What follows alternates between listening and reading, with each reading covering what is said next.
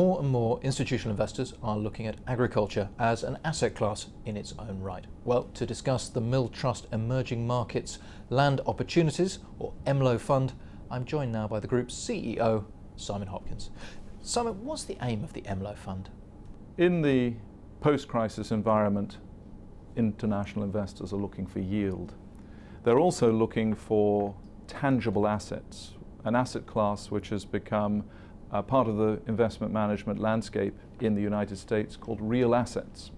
And real assets are tangible in nature. They may be infrastructure, they may be forestry, they may be farmland, they may be commercial real estate. But what characteristic they typically have in all of these categories is income.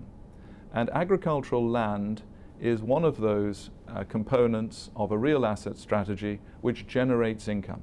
So within our fund, we are seeking returns which are derived from both operating farms and from the capital uplift from an investment into a piece of agricultural real estate. How are your investors going to know if you're doing a good job for them? We have a rather unique model. Unfortunately, in the world of asset management, we have a fixation with returns.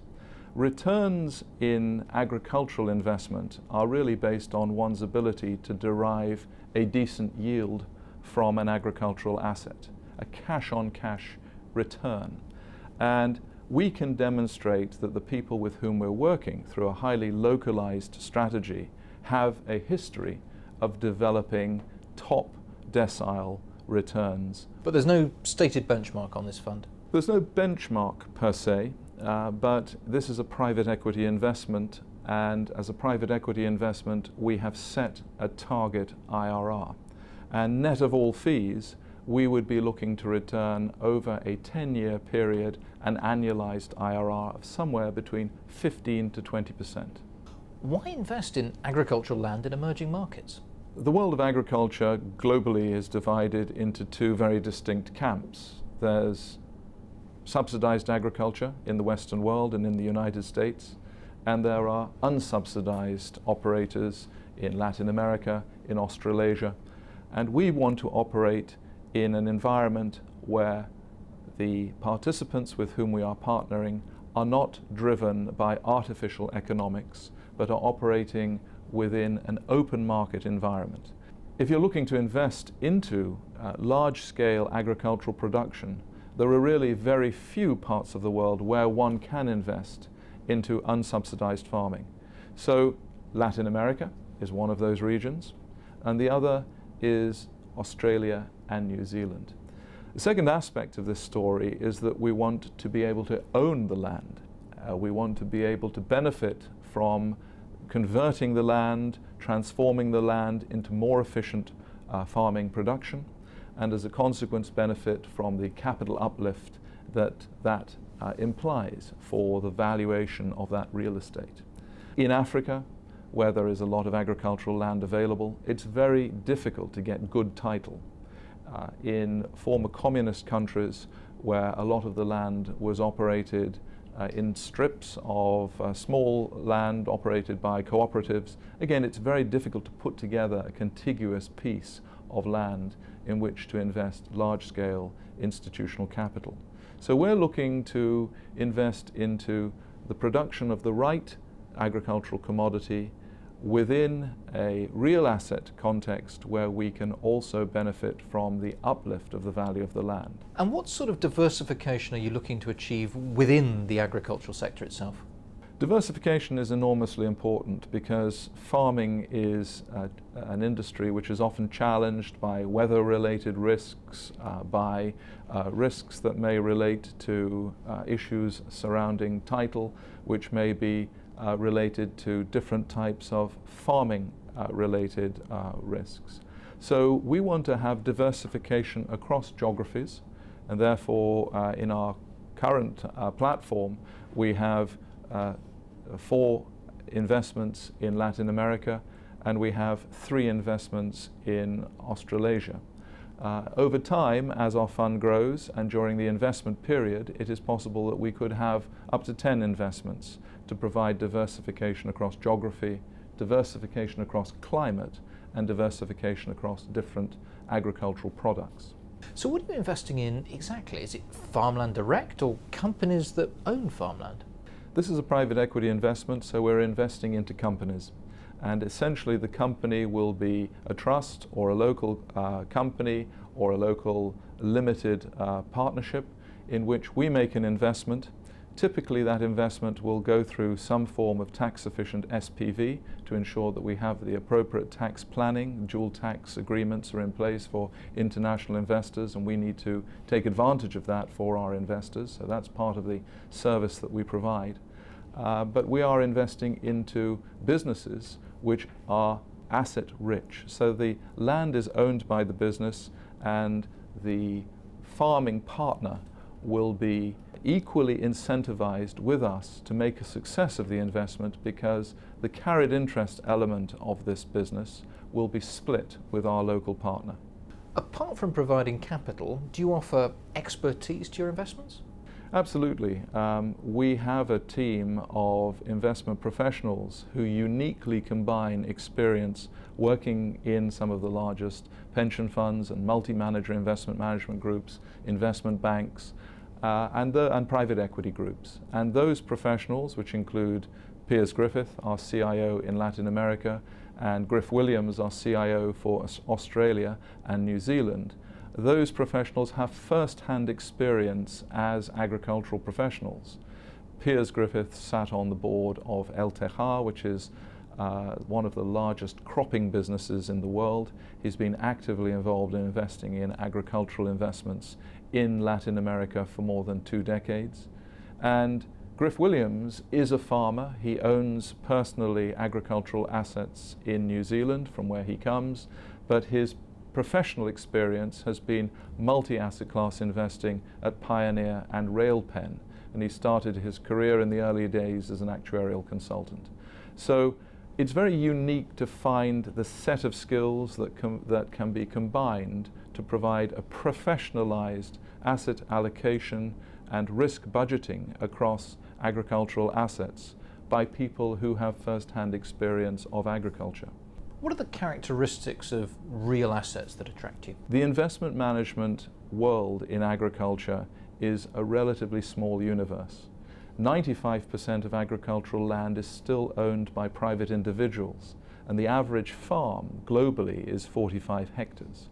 We're looking to invest into multi-tens of thousands of hectares of land, not to set the land aside, but to actively produce cotton, to produce sugar, to produce protein, to produce milk, to produce crops, to produce food. And one of the important tailwinds that is driving the agricultural story is population growth and changing dietary habits, particularly in the emerging markets. For example, China imported something like 500,000 tons of beef last year, whereas 5 years ago China didn't import any beef. And the same can be said for wheat, barley, maize, canola, powdered milk. China has become a powerhouse and a serious game changer in recent years in the agricultural landscape. And what are the main risks in the portfolio, and how do you control them?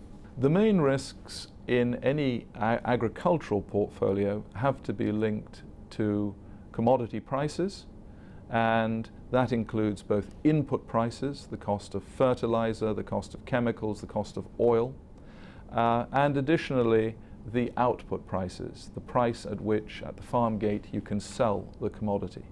And increasingly it's very important to play a role in managing the relationship with the buyers of the commodities in a more efficient way than has been historically possible by small farmers. And that's why large-scale farmers that have far greater clout can play a greater role in deriving a better return for their investors. They can also make use of sophisticated financial tools where many of these risks can be hedged. Some of the more unquantifiable and difficult risks to manage relate to water management. Water, as everybody is increasingly aware, is a very scarce commodity, And there's an old saying that a farm without water is just dust. So water is an essential component of the investments that we are making. In fact, in Australia, where we have been partnering with a group that has recently acquired 19,000 square kilometers of land to grow irrigated cotton, about half of the value of the asset is in the water rights that have been acquired from the local municipality. But are you not worried that the world of subsidised agriculture is just going to take out the world of non-subsidised agriculture? No, I don't, because unfortunately in the world of subsidised agriculture, people get out of bed to receive a check from Uncle Sam or from their government. The subsidies that are paid encourage inefficiency. One of the reasons we're investing in cotton in Australia is because cotton producers in Australia derive almost twice the yield of the average cotton farmer in the United States. And that is a phenomenal feat that has only been possible by innovation, and that innovation has been brought about by a desire to make money and a desire to survive and not to rest on one's laurels because one is receiving a fixed price irrespective of the intrinsic profitability of the farm. What are the fees on this product? The fees on the product are very modest. We charge a 1% management fee, and that 1% management fee goes some way to cover the costs of running the business. But as you can imagine, traveling around the world and visiting operations in many different countries, albeit from our base in Singapore and our base in Buenos Aires in Latin America, is nonetheless a costly business. We are working in markets that are often new, markets that are large scale, markets where we have a clear understanding that the long-term trends will continue to be positive and there will be an opportunity for attractive returns. However, we have talked about the fund, but I'd also like to talk about the flexibility that the MLO platform offers for investors who simply want to invest into individual transactions. So you mean you can either buy the portfolio itself or the individual components of it? Yes, MLO is structured as a segregated portfolio company.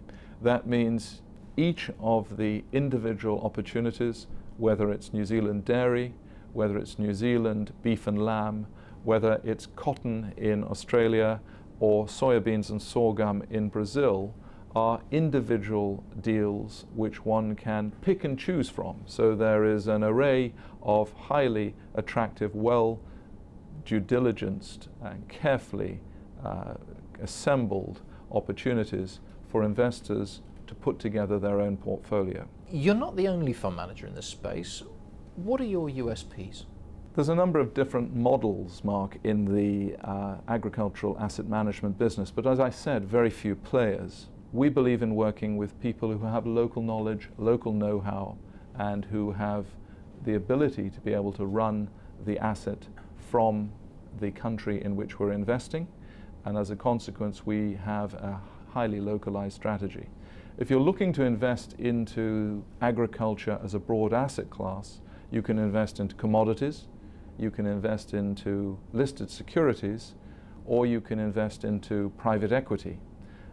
We believe that the approach that we have taken, investing into private equity, gives you an opportunity to make money from the business of agriculture, but also to make money from the real estate opportunity of acquiring an asset class which will serve as an inflation hedge, a hedge against sovereign default, a hedge potentially against currency depreciation, a hedge against many of the risks that we believe the world is still challenged by. And as a consequence, institutions who recognize that story and have a long-term time frame are deploying significant capital into agricultural land. Why should investors consider the Milltrust MLO fund? We've been through a global commodity supercycle. Commodity prices have increased by a huge margin over that period, over the last decade. Land prices have correspondingly not increased.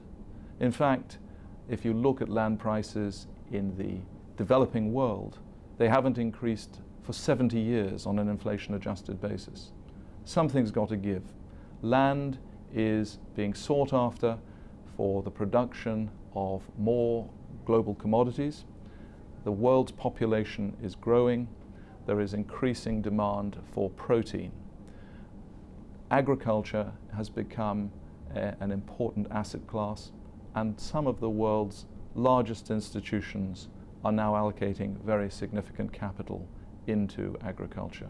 I believe that this could be one of the most attractive opportunities of the next decade.